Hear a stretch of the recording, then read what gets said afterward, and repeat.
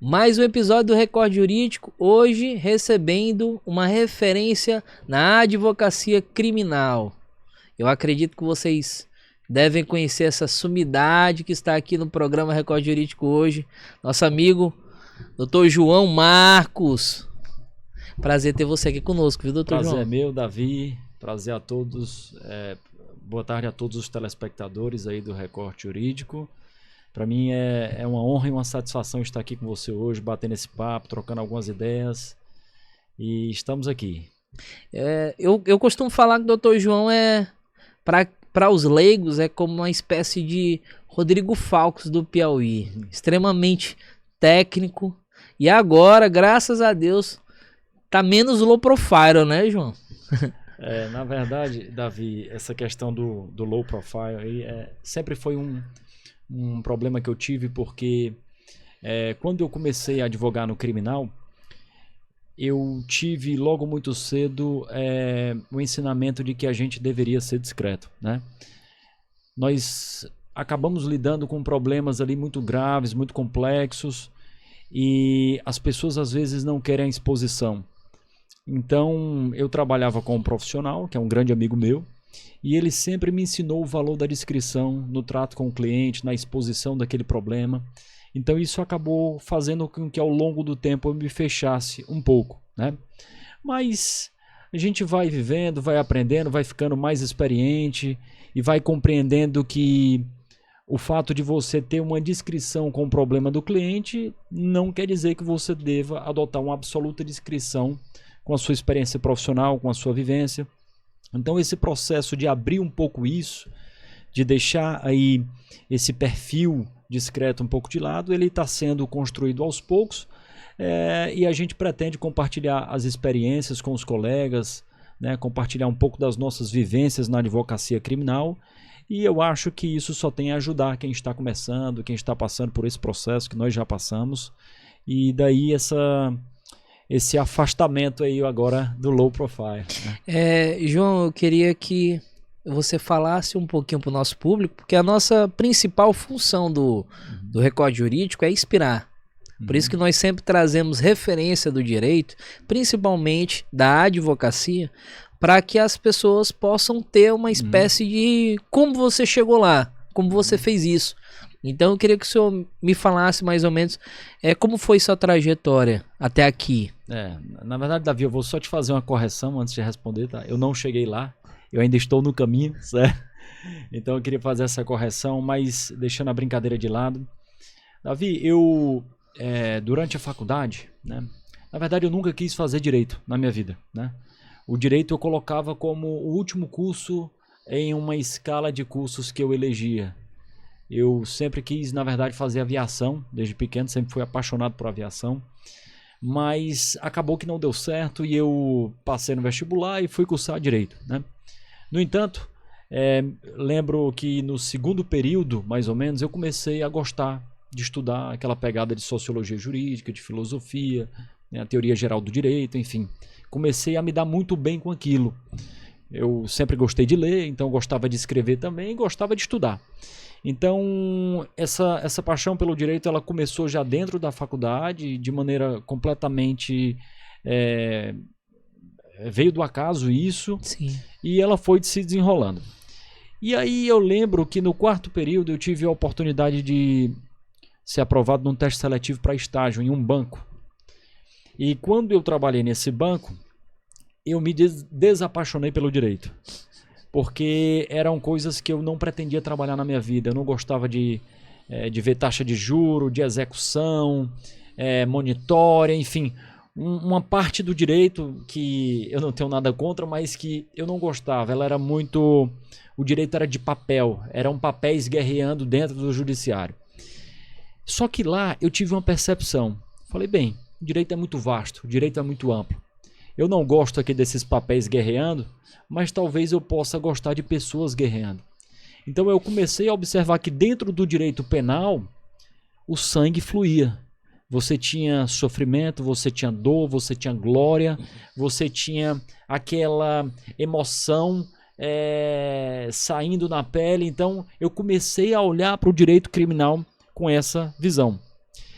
E quando eu comecei a estagiar, estagiei com 2 grandes criminalistas, Dr. Alessandro Lopes e Dr. Stanley Patrício.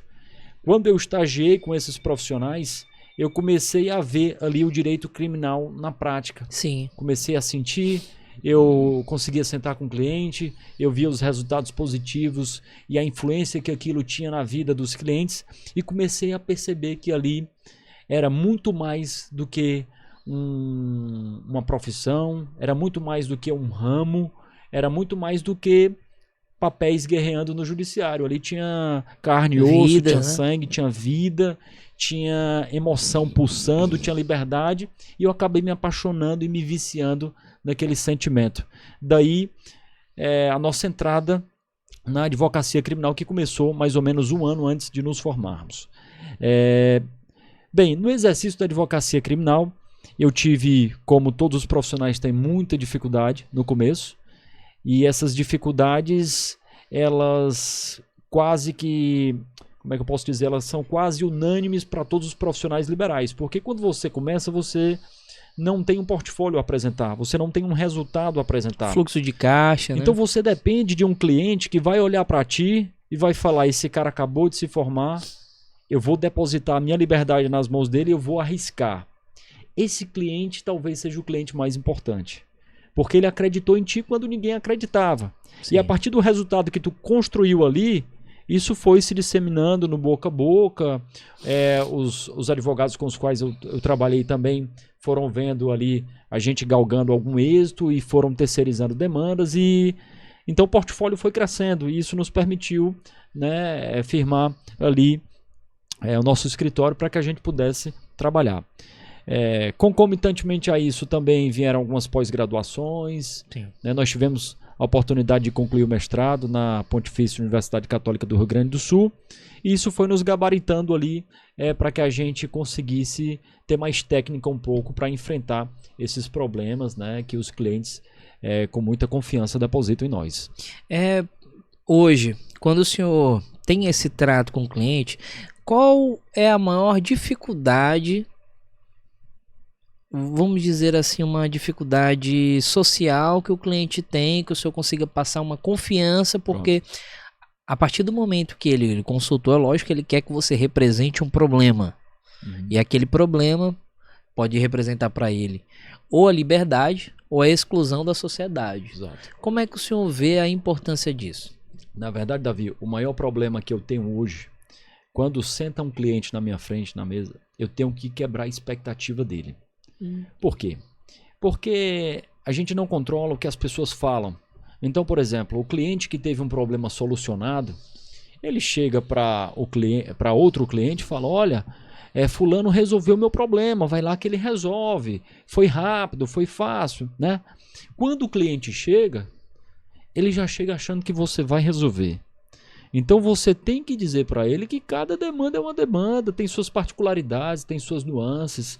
Então esse trabalho de quebra de expectativa eu sempre faço quando ele senta. Olha, cidadão, eu primeiro agradeço por tu ter vindo aqui, por estar depositando a confiança no nosso trabalho.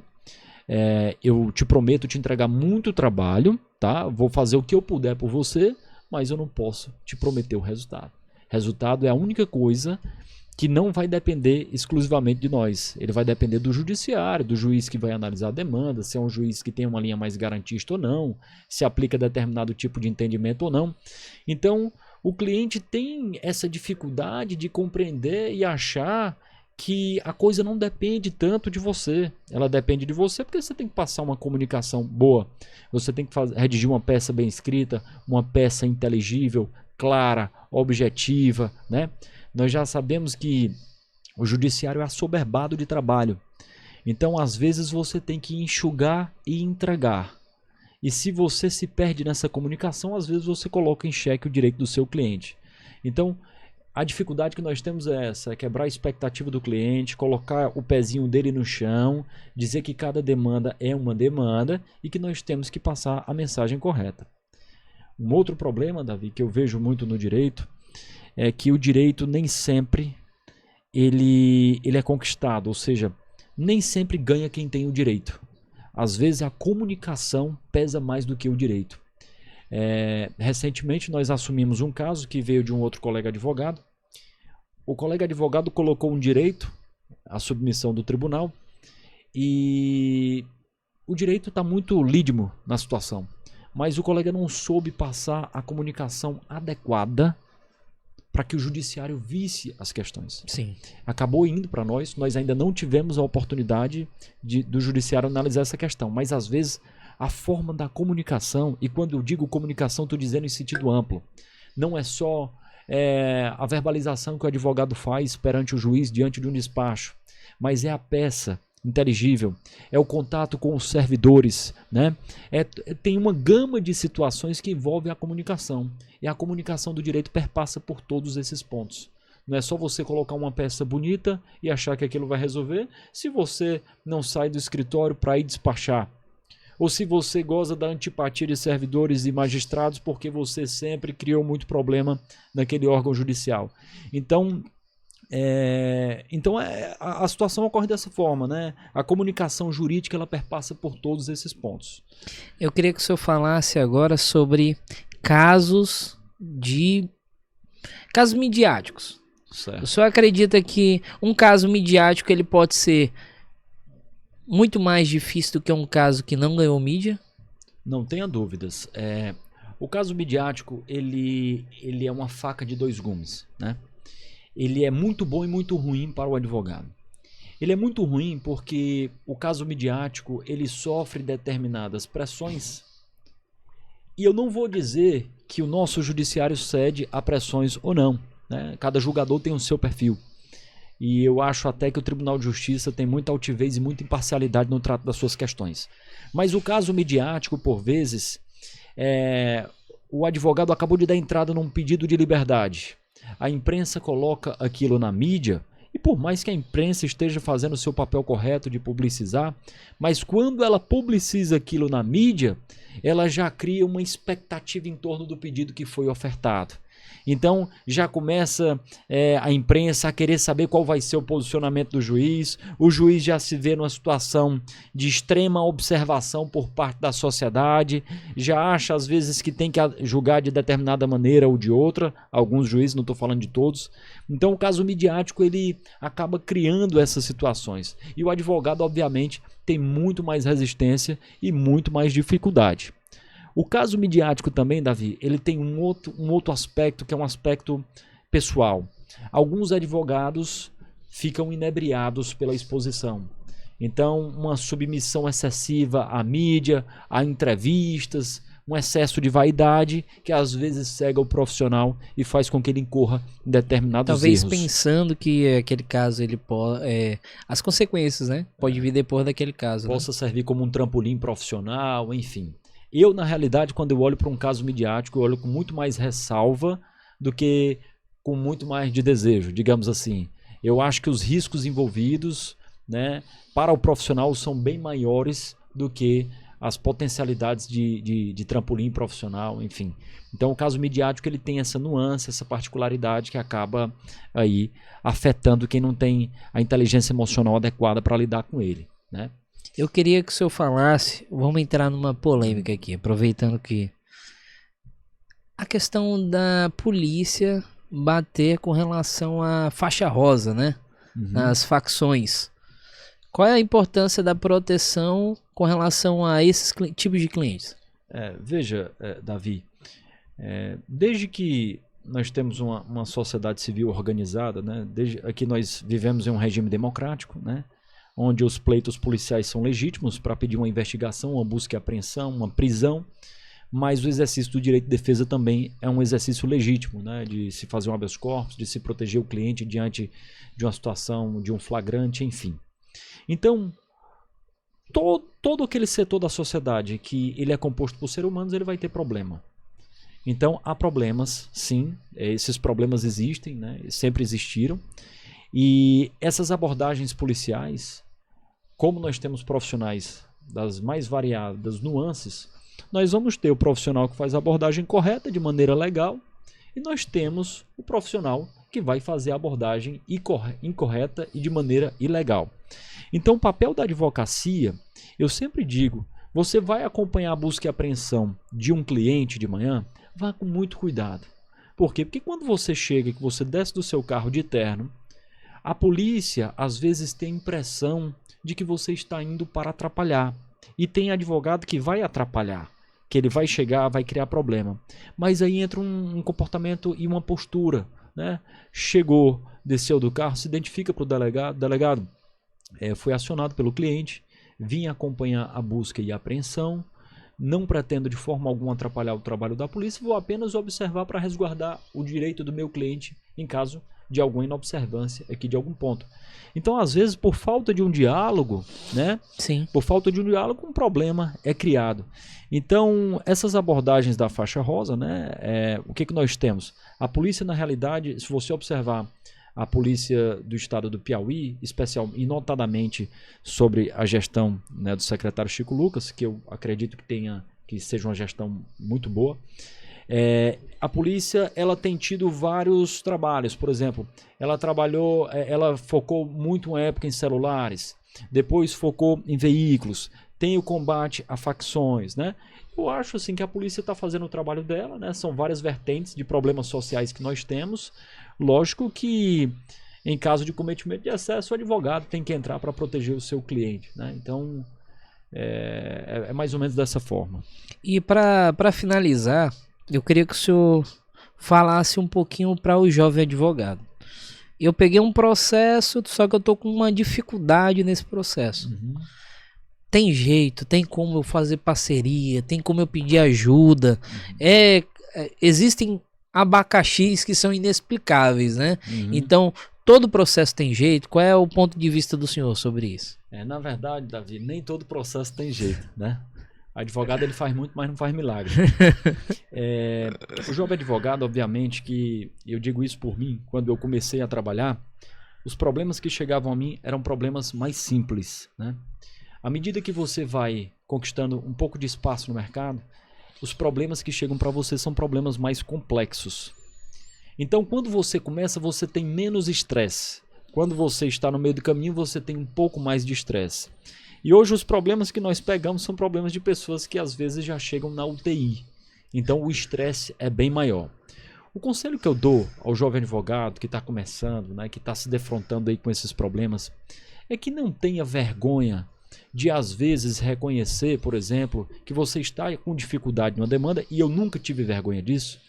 Está com dificuldade numa demanda, vai fazer um curso para se aprofundar naquele tipo de demanda, ou está com dificuldade, faz uma parceria com um profissional que às vezes já passou por aquele tipo de situação e já tem um feedback, né? Já percorreu aquele caminho, então já está voltando, já sabe como é que trata aquele caminho. Então as parcerias sempre foram muito importantes. Ainda hoje, Davi, eu faço parcerias. Eu faço parcerias com advogados mais e menos experientes. Ainda hoje nós fazemos parcerias. As parcerias são muito importantes. Você carregar uma quantidade de problemas dos seus clientes sozinho é muito ruim. Daí a existência das parcerias e das sociedades de advocacia, né? Você compartilhar com um colega quais são as suas dificuldades naquela demanda, o que pode ser feito, pedir um conselho. Eu sempre penso que duas cabeças pensam melhor do que uma. Te digo por experiência própria, por exemplo, no meu escritório, às vezes quando nós estamos com um problema um pouco mais complexo, a gente leva para a sala de reunião.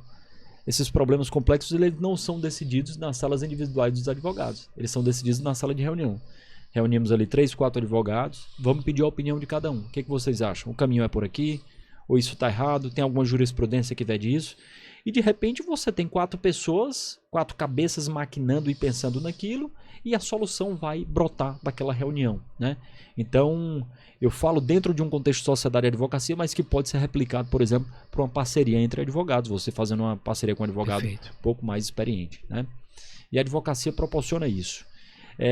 Eu também tenho um outro conselho aqui, Davi, para os advogados, especialmente para o jovem advogado, é que querer é diferente de achar que quer, né? Eu faço a metáfora, eu brinco com essa metáfora. Você fala assim: amanhã eu vou acordar às 5 horas da manhã para correr. Aí o despertador toca. Você fala: vou dormir mais 30 minutinhos. Despertador toca. Vou dormir mais 30 minutinhos. Quando vá 6, 6 e meia, já não dá tempo. Aí você: poxa, hoje eu estava muito cansado, eu não consegui correr. Você não queria correr. Você achava que você queria. Quem quer, por exemplo, correr, o despertador tocou, levantou e vai correr. Então a advocacia, hoje, a jovem advocacia se defronta com isso. Você vê um advogado falando no Instagram, fazendo um júri, se portando de maneira bonita, descendo num carrão, e a jovem advocacia fala, eu quero chegar lá, eu quero atingir aquilo, né? Hoje nós estamos com esse problema, que a rede social você só filtra e só passa o que você quer. Então a jovem advocacia é contaminada com esse suposto glamour que existe na advocacia criminal. Mas aí o problema é que ela começa a achar que quer e às vezes não quer. Às vezes o cara não tem familiaridade com o direito, não gosta, o direito está ali por conveniência e acha que quer, né? Então o querer realmente ele exige determinados sacrifícios, exige aí uma caminhada individual, né? Uma caminhada individual que às vezes é maçante. Quantas vezes eu trabalhei finais de semana, quantas vezes eu saí meia-noite do escritório, sacrifiquei programas familiares, cheguei até a me questionar, já tive burnout, certo? Por causa do excesso de problemas, do excesso de informação, do excesso de trabalho. Tudo isso porque eu queria, né? E eu acho que tem muitos profissionais que querem. Então, o querer é diferente de achar que quer, né? E o querer exige isso. Eu vou só te falar uma curiosidade, Davi. Eu lembro que antes de me formar, era uma Semana Santa. A gente estava passando no sítio da minha família. E quando eu era estagiário ainda, eu levei assim os processos eram físicos. Eu tinha mais ou menos assim 8 a 10 processos. Estava numa mesinha com um computador fazendo.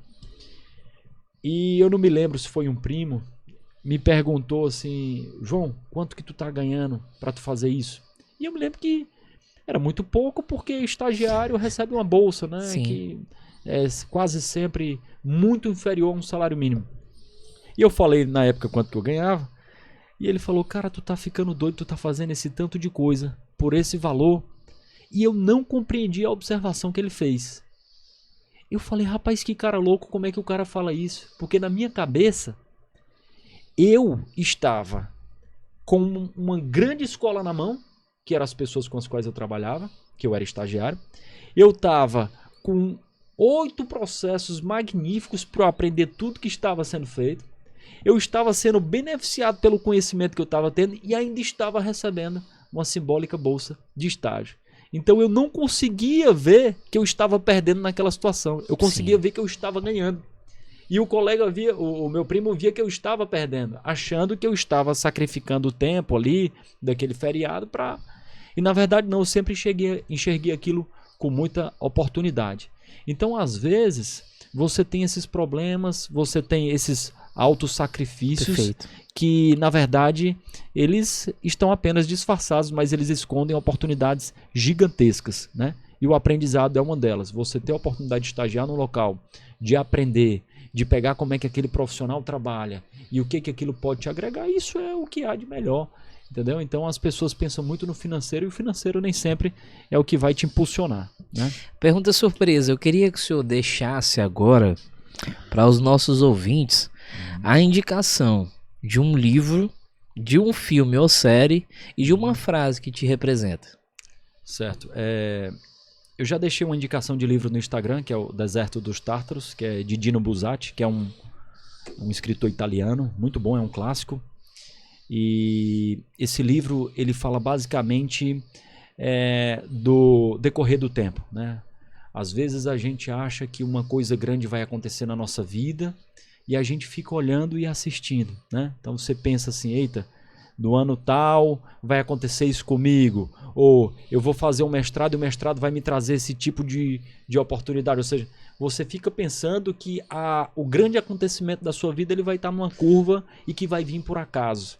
E aí o tempo vai passando, sua vida vai passando, a sua energia vai se esvaindo e de repente sua vida passou.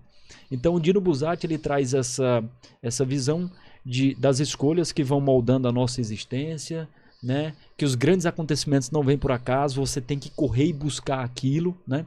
Então é um livro muito interessante, chama Deserto dos Tártaros. Muito bom. Eu não sou muito de cinema, não gosto muito de assistir televisão. Lógico que eu já tive minhas fases, mas hoje eu basicamente não assisto televisão. Eu gosto muito de ler, tá? Sou um leitor assíduo da Bíblia. Todas as noites eu faço uma leitura bíblica, um livro da Bíblia, sou apaixonado. Então, eu acho que não existe nenhum tipo de literatura que se equipare à Bíblia, em termos de ensinamento, de vivência, Sim. dos valores que nós temos que ter. Então, eu sou completamente apaixonado. E é isso. E a gente... nós, obviamente que no dia a dia, né, Davi, a gente tem muitos problemas, né? Eu, ano passado, com esse excesso de trabalho, né, eu tive esse nome bonito aí, burnout, Burnout. né? Mas o burnout me ensinou muito. Ele me ensinou muito a separar o que é trabalho, o que é descanso em casa, o que é família, o que é isso. E a gente nunca pode deixar também o trabalho tomar o espaço principal da nossa vida, né? O espaço principal da nossa vida tem que ser nossa saúde, nossa família, e depois o trabalho vem como consequência, né? Bem, pessoal, esse foi o João Marcos. João, eu queria que você deixasse seu arroba aí para quem gostou da entrevista poder acessar mais o seu conteúdo. Certo. O meu Instagram é jm_parente, e no Instagram a gente compartilha algumas questões aí diariamente sobre o direito, sobre como é que está o nosso dia a dia profissional, algum tema que seja de interesse, algumas dicas, né? E estamos lá. Qualquer coisa estamos à disposição. Para você que ficou até aqui, lembrando, escritórios do ano 2025, no mês de novembro, a gente vai estar fazendo essa seleção dos 100 maiores escritórios do Piauí. Espero que você esteja acompanhando ao final do ano. E até o próximo episódio. Um abraço. Tchau, tchau.